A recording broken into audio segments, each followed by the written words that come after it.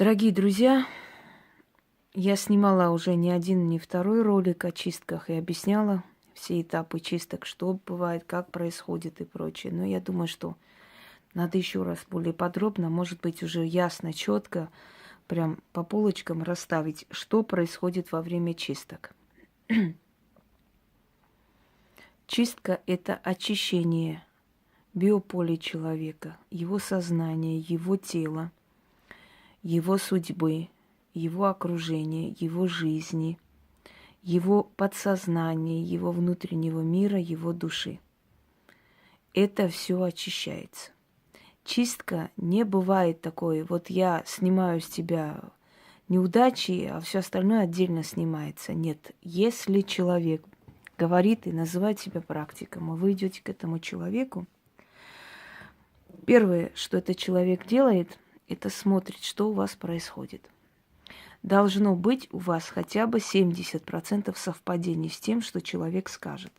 И если уже будет вплоть до имен и до просто даты и полностью объяснение вашего настоящего состояния, что и как, когда начало происходить, вот четкое, ясное объяснение, тогда вы можете с уверенностью сказать, что человек вас видит. Человек вас видит и знает, у него есть связь с силами, значит, этот человек способен помочь. В очень редких случаях бывает, что человеку не показывается ваша судьба. Это говорит о том, что человеку не дают вам помочь. Либо вам рано обращаться, либо вы еще не заслуживаете этого спасения, либо вы не к тому человеку должны пойти, потому что вот запрещено ему вам помочь. Такие случаи бывают 1 на миллион. Если у человека из 1000 людей пришел один и его судьбу не показали, это значит дело не в практике, а дело в том человеке. Значит, ему не суждено спастись. Тогда извиняемся, до свидания, расстаемся полюбовно. И не берем плату за труд. Все. Но основное количество людей, которые приходят к практикующему человеку, их судьба видна. Как определить, увидел ли человек вашу проблему, может ли помочь? Если человек четко и ясно сказал о вашем настоящем, это и прошлом, это то, что вы можете проверить, правильно? Что было до вашего рождения, где проблема таится, вы проверить не можете. Это вы принимаете как на веру и на доверие это строится. Но если человек вам рассказал ваше прошлое и настоящее, и оно просто от и до совпадает с тем, что человек вам сказал, значит, этот человек знает эту проблему, которая, если она у вас возникла до рождения, потому что проблемы у человека бывают очень различные. Только тогда вы можете верить, доверять этому человеку, только тогда вы можете с уверенностью сказать, что силы, духи раскрыли этому человеку вашу проблему, и этот человек способен вам помочь. Ясновидение – это первый признак того, что человеку дано видеть вашу проблему, вашу жизнь. Только ясновидение объясняет и говорит о том, что у человека есть связь с духами. И только у того, у кого есть связь с духами, может попросить этих духов, эти силы помочь вам в этой или в другой ситуации. Если вам просто говорят, у тебя порча, у тебя проклятие, вот у тебя карма, там в прошлой жизни ты там была такой-то, сейчас вот карму надо очистить. Или, например, любимая тема – родовое проклятие. Но как, откуда это пришло? Бывает у людей родовое проклятие, конечно, и проклятие рода бывает, и все что угодно. Но объяснить человек должен твое прошлое и настоящее. Это то, что ты можешь проверить. Это то, на что ты можешь сделать акцент и нацелиться. Да, мне то есть полностью описали мою жизнь. Невидящий человек, не знающий тебя вообще, не может это сказать. Если человек, не знающий тебя или знающий 5 минут, объяснил всю твою жизнь, как будто рядом жил, к этому человеку есть доверие. Только тогда вы можете дальше обращаться за помощью. Следующий момент, что происходит? Когда просят помочь, очистить, убрать. Первое, что я хочу сказать. Плата вносится 1 раз. Если человек получил помощь, у него все получилось, у него все пошло и все в жизни образовалось как надо, и человек хочет, например, что-то еще, например, сделать вот удачу на какой-то случай, вот еще что-то захотел, это совершенно другое. Это другая работа, которая идет после чисток, после того, как он увидел этот результат, еще раз обратился. Но во время чисток, если происходит чистка человека, плата берется один раз. Один раз и навсегда. Потом, первое время человек должен каждые 3 дня хотя бы, в течение 2 недель, это я говорю так, как я работаю, в течение 2 недель, каждые 3 дня говорить о том, что происходит, как происходит у него в жизни, потому что идет чистка, процесс чистки. Потом раз в неделю говорить. И вот так вот в течение 3 месяцев эта чистка должна идти. Ощутимые перемены человек чувствует уже в течение месяца. Бывают случаи, когда у человека очень тяжелый случай, долго идет. И такие случаи бывают, но они очень большая редкость. Основное количество людей, 99%, уже в течение месяца ощущают облегчение. Пойдемте далее. Вот смотрите. Как происходит чистка? Я всегда говорю, объясняю, заранее предупреждаю, прошу смотреть ролики о чистке, чтобы люди знали, были готовы. Но в любом случае, когда человеку становится плохо, у него опять возникает вопрос. Либо он не дослушал, не понял, либо он подумал, что не так должно было быть плохо, как ему сказали. Итак, что такое чистка? Значит так, плата вносится один раз, усиливается эта работа до победного, потом закрывается, ставится защита. И открываются дороги судьбы. То есть защищается человек от повторного чего-либо такого. И открывают дороги судьбы, после чего у человека начинает уже абсолютно новая жизнь. Он сам делает эту новую жизнь. Но если до этого момента у него все было закрыто, ничего не получалось, и он бился просто с ветряными мельницами, сейчас то, что он делает, его работа дает результат. Черную энергию снимаешь с человека, убираешь. И его жизнь, его работа, его старания дают результат. Вот что значит чистка. Чистка – это не мгновение волшебной палочки. Чистка – это убирание демонической той черной энергии, которая мешает человеку идти вперед. Закрывает его дороги. Вот его попросили на работу устроиться, он собрал документы, пришел. А вот извините, у нас вот пока вакансии закрыли на время, извините. Человек обещал устроить на работу, попал в аварию, у него там проблемы вообще не до тебя. Человек любил, хотел сделать предложение, раз у него мать померла, потом он пошел туда-то, потом у него дела, он уже обозленный весь, ему ни до чего, закончилось, брак не состоялся. И так далее. Вот что значит порча. Порча – это абсолютный уход жизненных сил. Как я говорила, да, порча – это не мужик с кувалдой, который по башке бьет. Порча – это постепенный уход жизненных сил и опустошение жизни. Человек вроде живет, вроде ест, пьет, красится, но внутри жизни нет. И это порча вообще-то испорченность жизни. Порча может быть разная, можно специально сделать, человек может сам выхватить, человек может при рождении быть уже проклятым, никому не нужным. Причины разные, это выясняется, это объясняется человеку логически и по фактам. Далее. Сумма, которая тратится на магию, она возвращается в течение месяца из ниоткуда. Почему так происходит? Потому что силам не ваши деньги нужны, а ваша решимость, на что вы готовы, чтобы пожертвовать. Для чего нужна плата? Объясняю. Потому что те силы, которые поднимаются, которые отрываются от вас, они ждут определенной жертвы. Вы должны что-то пожертвовать, чтобы не пострадать ни вы, ни тот человек, который снимает. Она обязательна. Кто хочет, принимает, кто хочет, не принимает. Те, которые говорили, кто сколько даст или за бесплатно, они забирали вашу жизненную энергию. Поэтому многие бабушки в деревнях, например, очень бодрые, очень здоровые, очень молодые, выглядят 90 лет, умирают в здравом рассудке. Почему? Потому что за жизнь, сколько людей к ним ходило, в селе что надо человеку? У него все есть: коровы, гусы, куры, там, земля целая, да, километры, картошка, все, что хочешь. Ей ничего не надо. Ей нужна энергия, чтобы жить. Ваше здоровье, ваше немного молодости. Поэтому они тоже забирали себе, начитывая вначале, что я отдаю, а мне пусть дают свою молодость, свою силу. И поэтому такие сильные, крепкие были.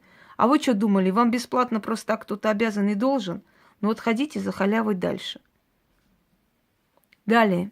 Каждый человек оплачивает этот труд так, насколько он может это сделать.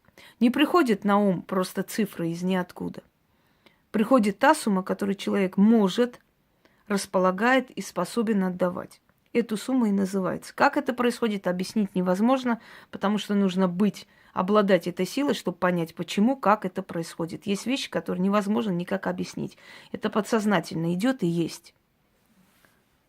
Дальше.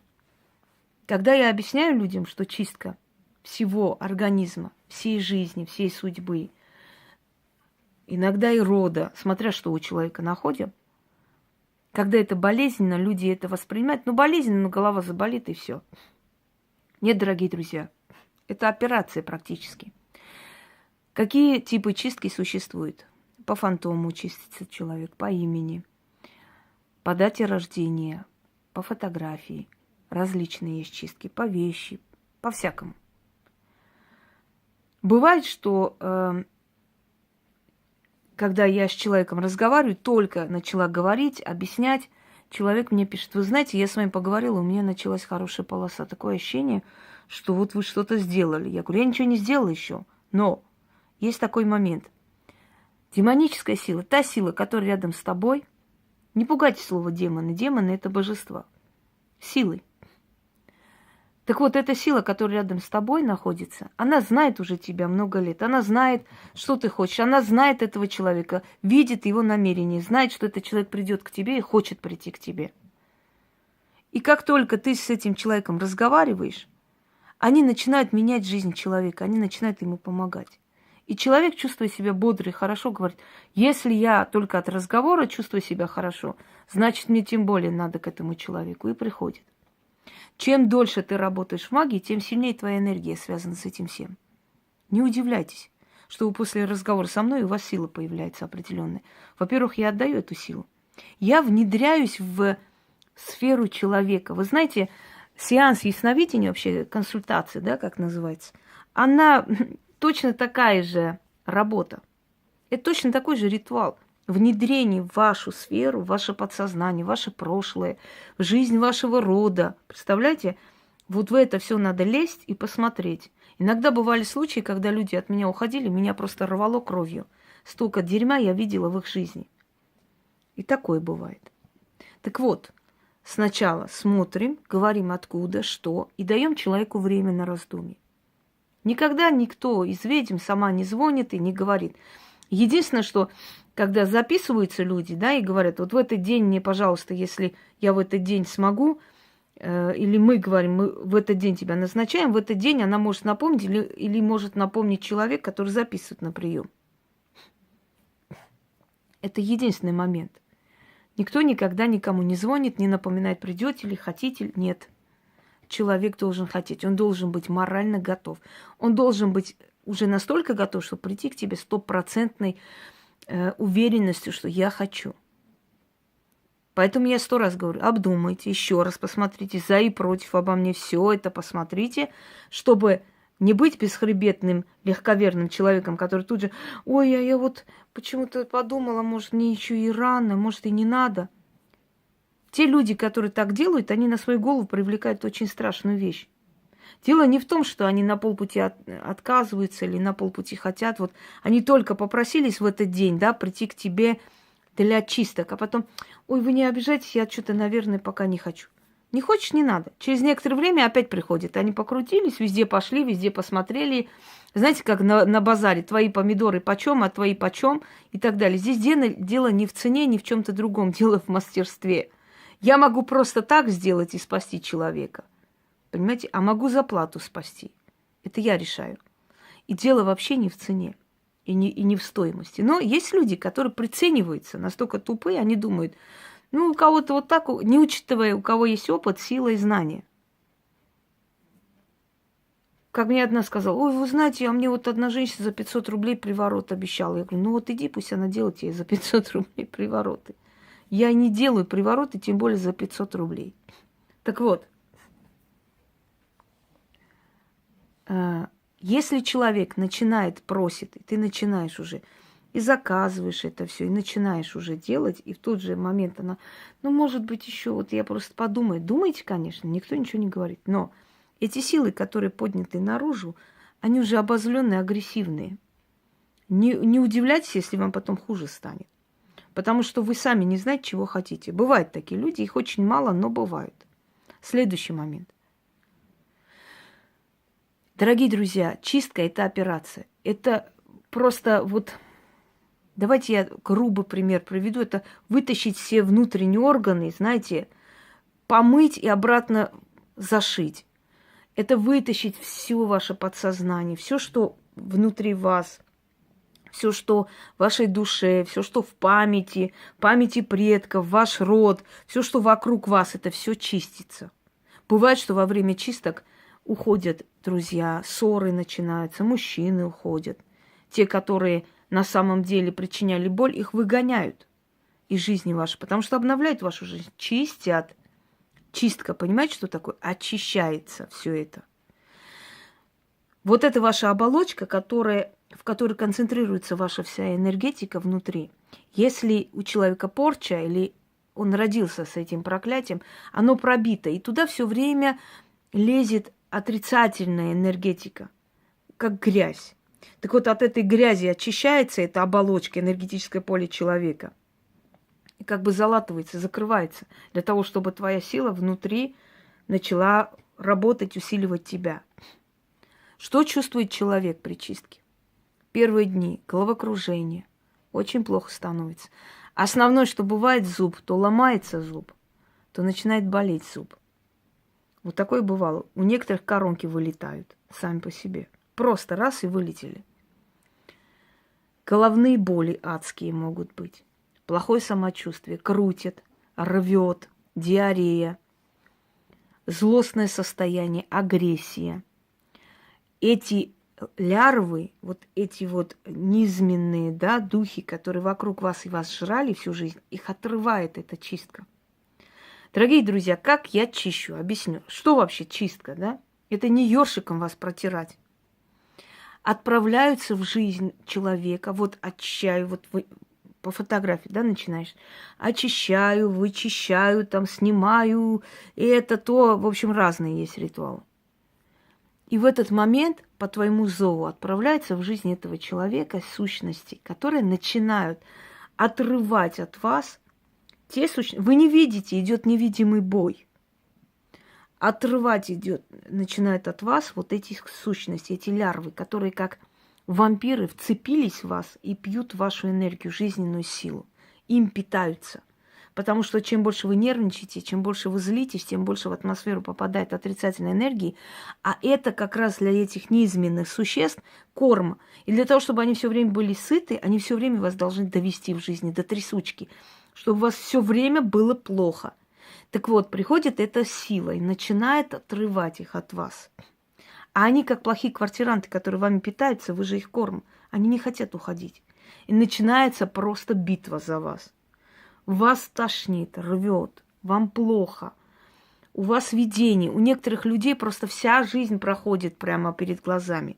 Есть моменты, когда люди в таком, знаете, в полудреме живут просто. Ощущение, как потусторонние вещи видят. У них открывается ясновидение на некоторое время. У них открывается зрение внутреннее. Люди начинают видеть сущности дома. Люди начинают чувствовать их, они ходят рядом.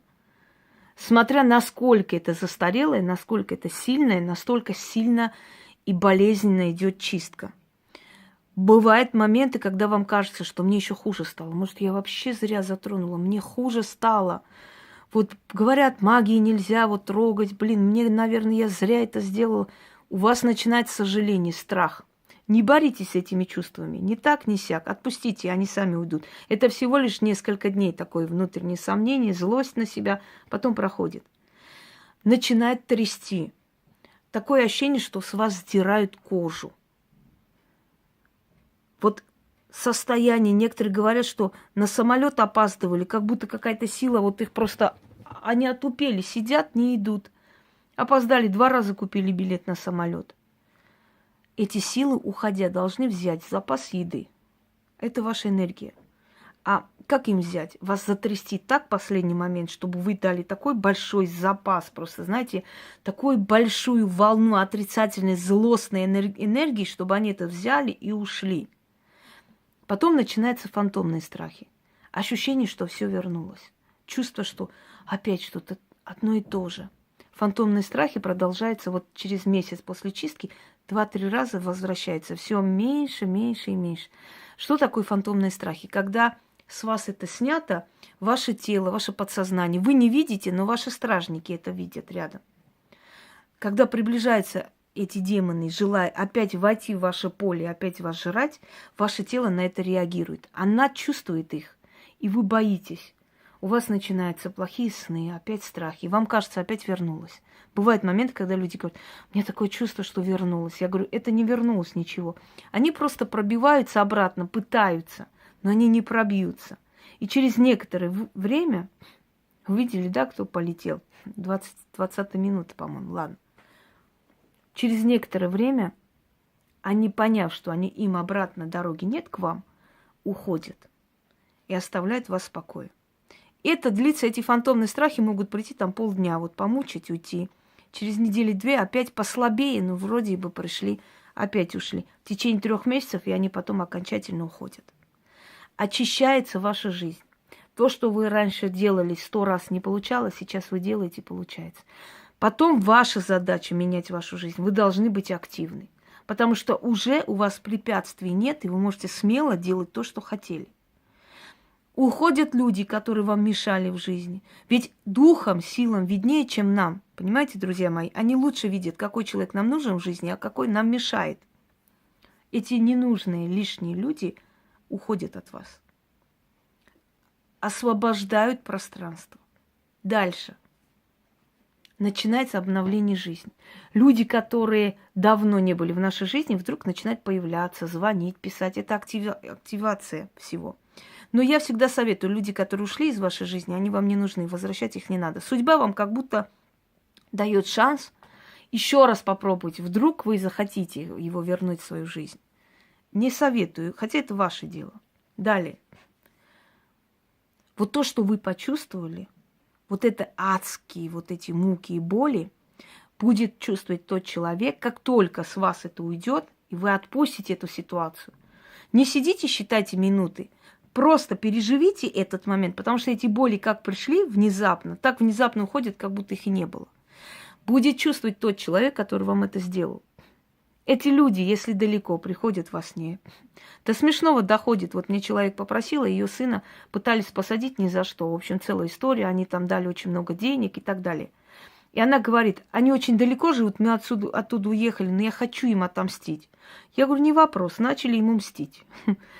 Я говорю, как только узнаете о них что-нибудь, сообщайте. Она говорит, ну я навряд ли узнаю, они очень далеко. И вы знаете, она мне пишет, вы не представляете, Инга, у меня такой шок. Он позвонил моему сыну, что-то долго объяснялся, говорил. Я в жизни бы не подумала, что он позвонил. Они ни наш адрес не знают, ни телефон, но он как-то его добил и нашел. Потому что удар пошел, и они подсознательно чувствуют это за что-то. Когда человек виноват, любое происшествие, любую беду в своей жизни, он сразу чувствует, знаете, как сильно, остро. О, началось возмездие. Когда тебе не за что извиняться, да, когда ты не виноват, правда, ты живешь чистой совестью, тебе спокойно. Ну, трудности, проблемы, ну, бывает.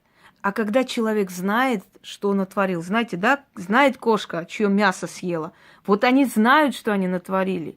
И как только что-то у них случается, они сразу, у них страх и паника. Это возмездие, что-то сделали, как-то мне мстят за это, понимаете? Начинает звонить.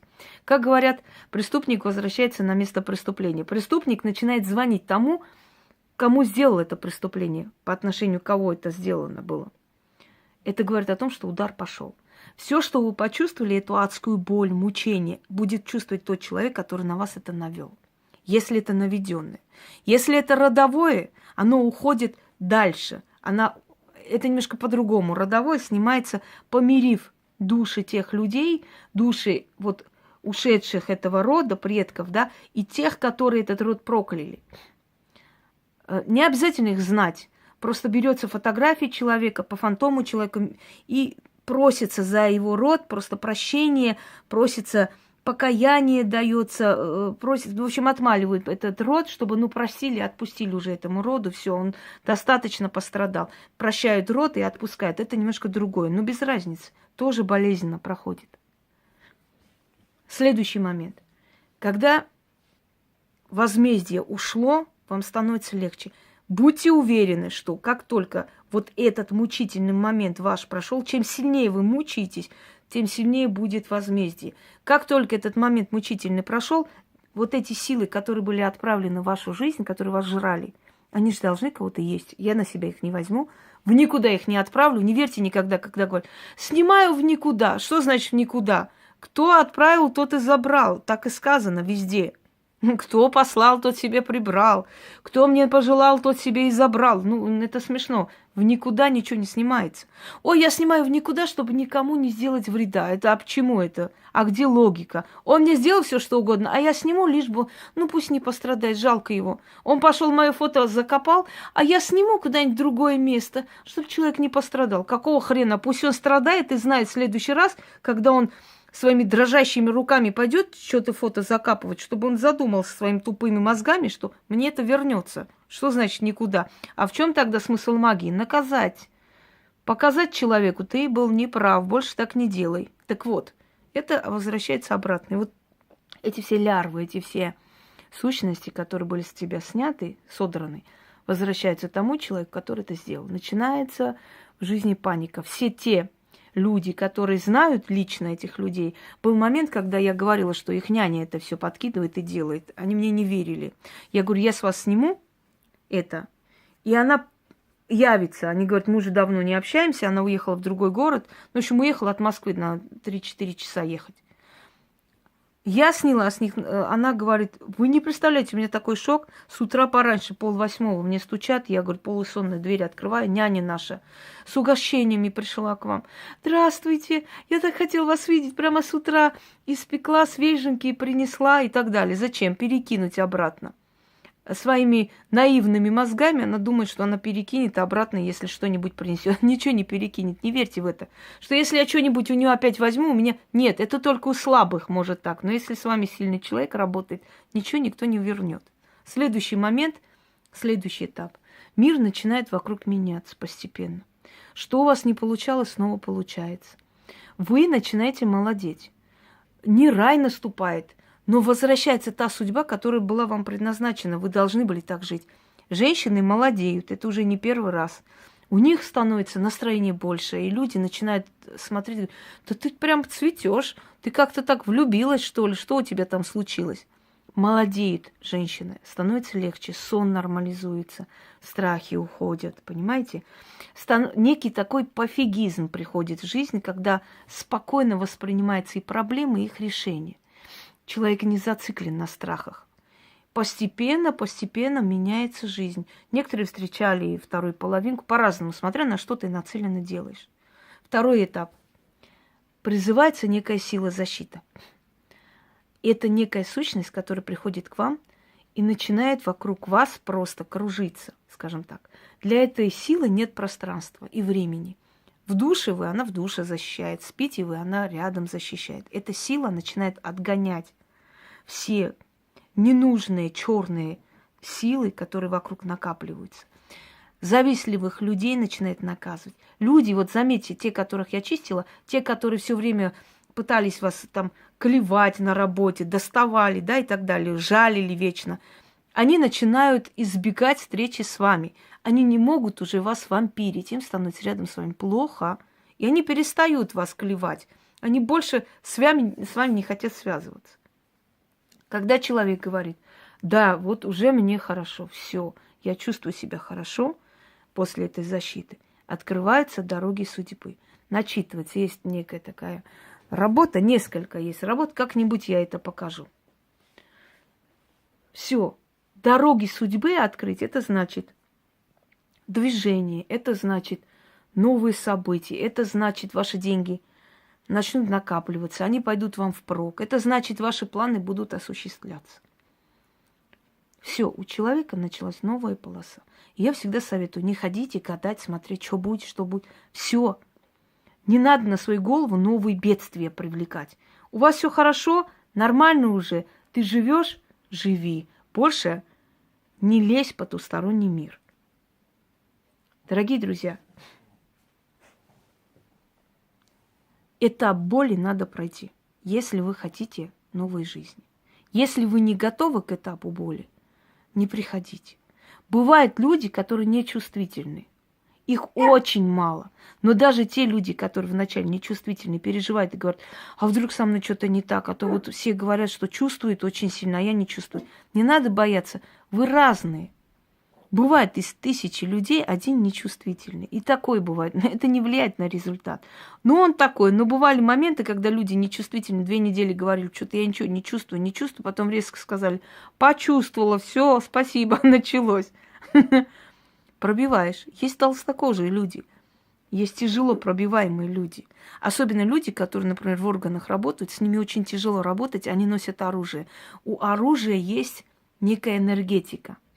Военнослужащие, люди из МВД, с ними очень тяжело работать и очень долго надо пробивать, чтобы у них что-то пошло. Но если уж таких можешь пробить, то это все. Очень тяжело работать с южными людьми, потому что у них внутренняя сопротивляемость сильная, у них очень сильный менталитет, скажем так, знаете, они сами по себе энергетически сильные люди, они как бы, скажем так, они сильно, чутко чувствуют все перемены в жизни. И поскольку южные нации, восточные нации в основном были огнепоклонники, их предки, да, у них усиленная связь с этими силами более, чем у северных народов. И с ними тяжело, сопротивляемость сильная. То есть они, как бы сказать, ну, в общем, тяжело даются. Но с ними тоже, если работа пошла, если южных людей тоже смогла очистить, значит, все нормально. У тебя препятствий никаких нет. Темпераментные, вот, никак не вспомню слово. Темпераментные. Это значит горячность, это значит очень чувствительность, очень сильная сопротивляемость организма, то есть сила внутренняя очень высока, и поэтому с ним тяжело пробиться. Он сопротивляется внутри, не дается. Хотя пришла за помощью, но тяжело. Итак, первый этап. Видеть прошлое, настоящее, будущее в том числе, но будущее формируется тем положением, что у вас есть. Вы приходите в основном исправить ситуацию. Момент боли, защиты, открытия дорог судьбы. Вот это и есть чистка. Обдумайте, если вы готовы, только тогда и приходите. Всем удачи!